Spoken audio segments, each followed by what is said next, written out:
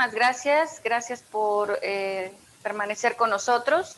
Vamos a continuar con un tema que es sumamente importante, insuficiencia cardíaca aguda y su transición a casa. Es un tema que a veces no lo consideramos y la importancia radica justamente aquí en las rehospitalizaciones en el primer mes post-egreso. En la etapa post-egreso, después de un cuadro de agudización de insuficiencia cardíaca, es justamente el periodo más vulnerable del paciente. Es cuando más tenemos que cuidarlo. Y para que el paciente no vuelva al hospital, justamente recién saliendo, es que tenemos que hacer esta etapa de transición. Según el Registro Europeo de Insuficiencia Cardíaca, los pacientes hospitalizados pueden tener una mortalidad del 17% y los ambulatorios del 7%. Como lo mencionaba el doctor Baranda al inicio del día, nuestra mortalidad y lo que ha motivado justamente este gran plan de insuficiencia cardíaca a nivel nacional es justamente que nos dimos cuenta que nuestra mortalidad hospitalaria estaba muy por arriba de esto. Bien, en relación a la agudización de insuficiencia cardíaca, cuando tenemos un paciente en el servicio de urgencias, pues debemos de identificarlo si efectivamente es insuficiencia cardíaca. ¿Cuáles son las variables que tenemos que considerar? Pues la morbilidad, es decir, que tenga otras patologías, además de falla cardíaca, es decir, hipertensión, diabetes, obesidad, EPOC, valvulopatía, etcétera, que es un paciente que puede tener una mortalidad sumamente alta, que considerar que cada hospitalización, en la gráfica que presentaba el doctor Guízar, cada hospitalización representa una reducción en la sobrevida del paciente en la historia natural de la enfermedad y que es un paciente que va a tener pobre calidad de vida. Eso es muy importante. Y en ocasiones al paciente lo que más le importa es tener buena calidad de vida. Cuando se hacen encuestas en relación a ello, la mortalidad hasta podría no impactar tanto, sino lo que puedan vivir lo quieren vivir bien, porque justamente la insuficiencia cardíaca impacta directamente en la capacidad para hacer actividad física. Bien, creo que en un curso o en esta mañana de insuficiencia cardíaca no podríamos pasar de largo y no mencionar esta publicación que es muy reciente acerca de la definición universal de insuficiencia cardíaca. En nuestra opinión, como grupo de falla cardíaca, este algoritmo simplifica todo el diagnóstico de falla cardíaca y además facilita el diagnóstico. Pensamos que nos va a servir mucho entender la falla cardíaca si nos basamos en este algoritmo, porque de esta forma tendremos solamente que ubicar tres cosas. Y uno son los síntomas o signos causados por insuficiencia cardíaca, que si ustedes bajan la publicación vienen perfectamente enlistados en dos gráficas de síntomas y de signos típicos y atípicos, frecuentes y no frecuentes, causados por una anormalidad estructural o funcional del corazón. Y una vez que tenemos esto, es decir, la clínica siempre va a ser mandatoria, eso es un hecho. Tenemos un paciente clínicamente con datos que pudieran sugerir insuficiencia cardíaca y luego lo único que tenemos que hacer es corroborarlo con niveles elevados de péptidos natriuréticos o evidencia objetiva de congestión sistémica o pulmonar de origen cardiogénico, una de ambas. De esta forma, el diagnóstico prácticamente lo podemos hacer, es que no puede estar más fácil. Esta publicación ha simplificado de una forma extraordinaria el diagnóstico de falla cardíaca. Tomar en cuenta que existen factores que pueden desencadenar que el paciente presente un cuadro de agudización de falla cardíaca o incluso un debut de falla cardíaca y que lo obliga a llevar un servicio de urgencias. Y aquí están enlistadas las más importantes. Desde luego los síndromes coronarios agudos, la cardiopatía isquémica aguda, por supuesto las arritmias, una emergencia hipertensiva puede llevar al paciente a edema agudo de pulmón y entonces meterlo en falla cardíaca, por supuesto las infecciones, la transgresión al tratamiento, que es una causa sumamente frecuente y a veces no es porque no se apegue al tratamiento, sino que en algunas ocasiones es que no puede comprar el fármaco. Toxicidad por algunos fármacos, drogas, etcétera. Fármacos con efecto inotrópico negativo. A veces el uso de beta bloqueadores lo hacemos de forma indiscriminada y no nos detenemos un poco a pensar que todos los medicamentos pueden tener un efecto deleterio para el paciente.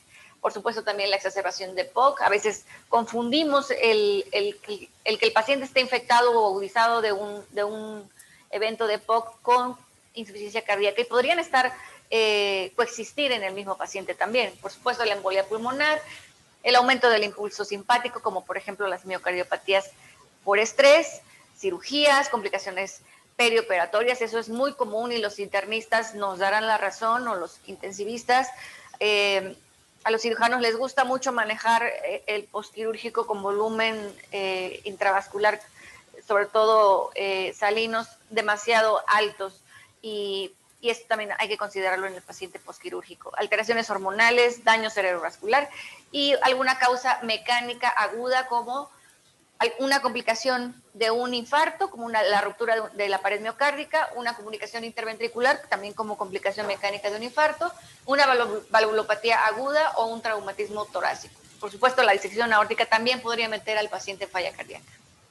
Bien, una vez que tenemos un paciente con un cuadro de agudización, un debut de falla cardíaca en el servicio de urgencias, pues esto es lo que se recomienda hacer con el paciente. Por supuesto, la clínica, lo repito, es mandatoria. Debemos de identificar perfectamente los signos y los síntomas que pueda presentar el paciente con falla cardíaca.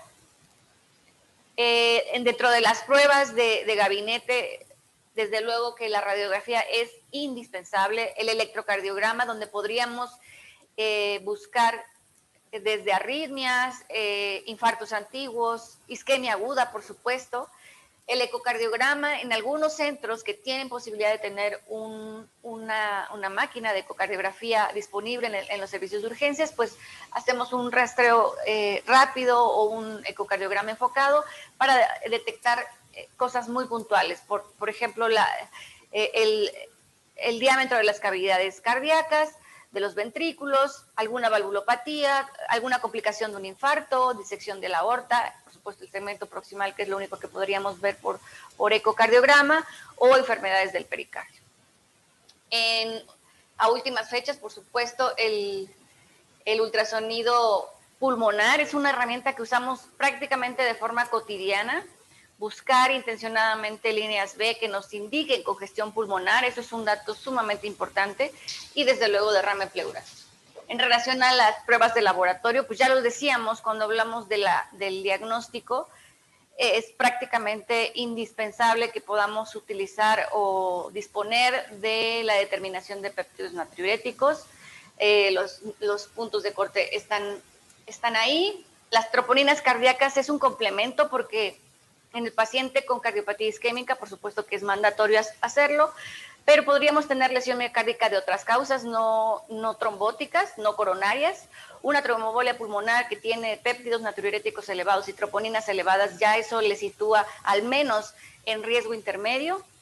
Y la determinación de estos biomarcadores, por supuesto que nos van a ayudar para estratificar el riesgo del paciente. Otras pruebas útiles, desde luego, pruebas de función renal, creatinina, BUN, electrolitos, por supuesto. En algunas ocasiones, si tenemos disponible, perfil hepático, biometría hemática, etc.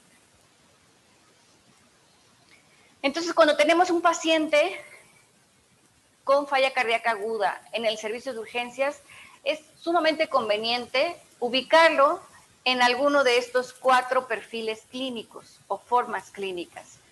Caliente y seco, es decir, un paciente que está bien perfundido pero no está congestivo. Recuerden, la auscultación es muy importante, pero el hecho de que no escuchemos estertores pulmonares no quiere decir que el paciente no tenga insuficiencia cardíaca. Pero bueno, lo podemos corroborar con una radiografía de tórax o si tenemos disponibilidad de una máquina de ultrasonido, pues hacer un rastreo de ultrasonido pulmonar. Bien perfundido pero no congestivo, nos estaría indicando que es un paciente compensado. A lo mejor viene por síntomas de otra índole, a lo mejor una taquicardia, una fibrilación auricular rápida, que no necesariamente está descompensando al paciente. Caliente y húmedo, es decir, un paciente que está bien perfundido, pero está congestivo. Yo les diría que aquí, afortunadamente, se centra la mayor parte de los pacientes que vienen a urgencias con un cuadro agudo de insuficiencia cardíaca. Tiene disnea de esfuerzo, ortopnea, disnea paroxística nocturna, congestión pulmonar, hepatomegalia, ascitis, edema de miembros pélvicos y reflejo hepatoyugular. Frío y seco, es decir, un paciente que está mal perfundido y no congestivo, puede tener síntomas de confusión mental, mareo, puede tener signos como extremidades frías, diaforéticas, oligúrico e hipotenso. ¿Okay? Aquí se sitúa un grupo donde tenemos que tener un cuidado especial. El paciente que tiene tratamiento, el paciente crónico, que tiene tratamiento crónico de falla cardíaca, es decir, IECAS o ARA2, antagonistas del receptor mineralocorticoide y diurético. Y puede tener un cuadro diarreico. Es un caso súper clásico. El paciente tiene varias evacuaciones diarreicas en 1 o 2 días, pero el paciente sigue tomando sus fármacos. No lo informa al médico y sigue tomando diurético. Entonces, es decir, y no repone además las pérdidas por diarrea.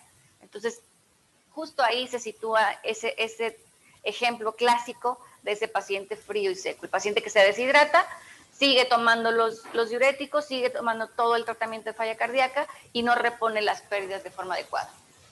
El frío y húmedo es un paciente mal perfundido y congestivo. Este es el cuadro más grave de presentación de la insuficiencia cardíaca aguda. Tiene síntomas como disnea también, ortopnea, disnea paroxística nocturna, congestión pulmonar, hepatomegalia, ascitis, extremidades frías, oliguria, incluso hipotensión. Este es un algoritmo donde considera el tratamiento de la falla cardíaca aguda en relación a esos 4 perfiles o presentaciones clínicas. Y de acuerdo a ello, el paciente que ya explicamos, caliente y seco, es decir, está bien perfundido pero no congestivo, entonces a lo mejor sus síntomas son de otra índole. Ajustamos tratamiento para lograr metas y hacemos una siguiente revisión. El caliente y húmedo, evidentemente, tendrá necesidad de diuréticos intravenosos y vasodilatadores, es donde se sitúan las emergencias hipertensivas, el paciente que viene con buena presión y viene muy congestivo, diurético y vasodilatador. El frío y seco, este paciente que ya explicábamos que era deshidratado por diarrea a lo mejor y que sigue tomando su diurético, aquí cargas de volumen y vasopresor. Y el paciente que es más grave, el frío y húmedo, evidentemente inotrópico, vasopresores, cuando la perfusión mejora, diuréticos, y el objetivo es llevarlos hacia la mejoría. Este paciente, si no mejora, entonces habrá que pensar en un traslado para considerar dispositivos de asistencia mecánica en caso de refractariedad al tratamiento. Bien, estos son los criterios para ingreso a una terapia intensiva de los pacientes que se presentan en un servicio de urgencias con un cuadro de agudización de falla cardíaca. La necesidad de soporte ventilatorio mecánico, invasivo o no invasivo, signos o síntomas de hipoperfusión, una saturación de oxígeno menor a 90, arritmias recurrentes, por supuesto un síndrome coronario agudo tiene que ir a una terapia intensiva, una embolia pulmonar aguda, e hipotensión y bajo gasto cardíaco y que requiere de tratamientos intravenosos mediante una bomba de difusión. Esos serían los criterios para ingresar un paciente a terapia intensiva. Bien, una vez que estabilizamos al paciente, debemos de llevarlo a una fase de transición para prepararlo para el egreso. Sabemos, como les decía, que el periodo más vulnerable es justamente cuando salen de alta del hospital. Las readmisiones a 30 días en Estados Unidos pueden alcanzar el 19% y en Europa en el primer año 44%. Entonces, aquí estabilizamos el paciente. Idealmente lo tenemos que poner en un programa de seguimiento temprano. Optimizamos el tratamiento antes de alta, es decir, una vez que descongestionamos al paciente, que hicimos manejo en la volemia del paciente, ya sea el paciente deshidratado, le ponemos cargas de volumen y lo llevamos a la euvolemia, o el paciente congestivo, lo descongestionamos con diurético y lo llevamos a la euvolemia. Una vez que sucede esto, pasamos a una fase de tratamiento oral, es decir, preparamos al paciente para esta transición de los medicamentos orales para ir a casa, para el alta hospitalaria. Nuevamente, el periodo más vulnerable es justamente después de la hospitalización. Esta es una gráfica que ejemplifica muy bien todas estas etapas. Esta es la etapa inicial donde se presenta en el servicio de urgencias. Luego es la etapa del manejo de los fluidos, ya sea descongestionarlo o hidratarlo, de acuerdo al caso. Luego la estabilización y la preparación para ir a casa y el posegreso temprano. Esto es muy importante. Lo que hacemos nosotros como grupo es que una vez que el paciente se estabiliza y pasa esta etapa de transición, lo mandamos a casa y su primera consulta ambulatoria es a la semana o a los 10 días. Y posteriormente, en esa primera consulta es que ajustamos los medicamentos, titulamos si es posible, es decir, elevamos las dosis si la presión arterial lo permite y la frecuencia cardíaca también, elevamos las dosis y lo volvemos a citar hasta que consigamos que el paciente está estable y sin síntomas y ha alcanzado las dosis máximas toleradas de todos los fármacos. Bueno, en relación a insuficiencia cardíaca, este estudio del doctor Marco Metra fue muy importante y de las conclusiones más importantes, pues mencionaba el uso del grupo de ARNIS basados en el estudio Paradigm HF con reducción de muerte cardiovascular y hospitalizaciones por insuficiencia cardíaca. Hoy sabemos que existe una evidencia sumamente sólida en relación al uso de estos fármacos. Reduce todas las causas de muerte, hospitalizaciones aisladas, mejora los síntomas y puede incluso considerarse un fármaco de inicio en el paciente hospitalizado. Esa es una pequeña leyenda que queda en la publicación. Desde luego no lo proscribe. Y por supuesto, este grupo que en los últimos 3 años ha tenido mucho juego y estamos escuchando mucho de ellos, que son los inhibidores del cotransportador sodio-glucosa tipo 2, los ISGLT2, que hoy sabemos contundentemente que reducen empeoramiento de eventos por insuficiencia cardíaca como hospitalizaciones o visitas a urgencia y reducen mortalidad. Hoy, a las 4 de la mañana que se salieron a la luz las guías de insuficiencia cardíaca en el Congreso de Falla Cardíaca de la Sociedad Europea de Cardiología, están considerados como primera línea los 4 fármacos modificadores de la enfermedad. IECAS o ARNIS, beta bloqueadores, bloqueador del receptor mineralocorticoide y el grupo de inhibidores SGLT2. Entonces, esos son los 4 medicamentos modificadores de la enfermedad. Y este es como el soporte y la evidencia que nos ha llevado a este esquema de tratamiento.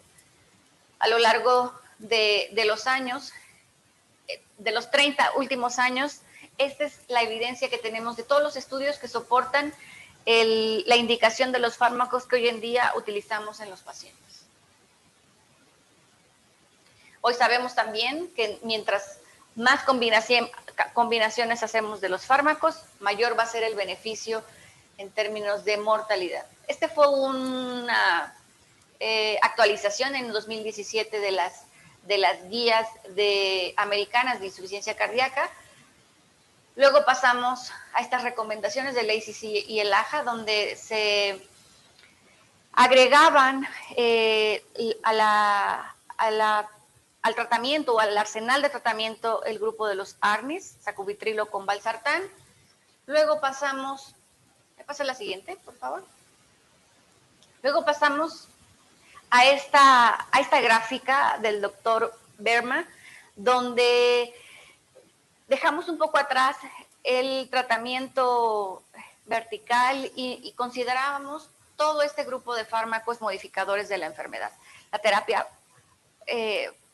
fundacional o fundamental para reducir mortalidad en los pacientes con insuficiencia cardíaca. Luego se hizo una propuesta en este año por el doctor Butler, donde hace una pequeña guía de cómo podemos titular los fármacos de los pacientes. Recuerden que una vez que empezamos los fármacos, algunos de ellos necesitan titulación, como los ARNI, sacubitril o valsartán, beta bloqueador, y estos dos medicamentos no necesariamente. Si tolera 25 miligramos de espironolactona, el paciente está bien. Si tolera 50, fabuloso. Si no, regresamos a 25, no pasa nada. Y los inhibidores SGLT2 no requieren titulación, es una dosis al día y la dosis inicial es la dosis con la que se va a quedar. Pero ARNIs y beta bloqueadores sí requieren de titulación a la alza, es decir, intentar llevar al paciente a su máxima dosis tolerada. Eso es muy importante. Y es importante hacerlo en el menor tiempo posible, después de que el paciente se ha recuperado de un cuadro de agudización. Y por supuesto, que es una publicación del doctor McMurray, que tampoco podemos dejar pasar. Era la secuencia de tratamiento que nosotros usábamos desde el 2016 de las guías europeas de insuficiencia cardíaca, y esta es la nueva propuesta, los beta bloqueadores, los inhibidores SGLT2, por supuesto los ARNI y los antagonistas del receptor mineralocorticoide. Hoy están todos en un mismo plano, y el inicio de cada grupo de fármacos dependerá de las características clínicas de cada paciente. Recordemos, cada paciente es único, y en ese sentido es que tenemos que ajustar el inicio de los medicamentos. Pero estos 4 grupos de fármacos son los 4 medicamentos modificadores de la enfermedad, y los que tienen que estar sí o sí presentes en el tratamiento y la receta del paciente.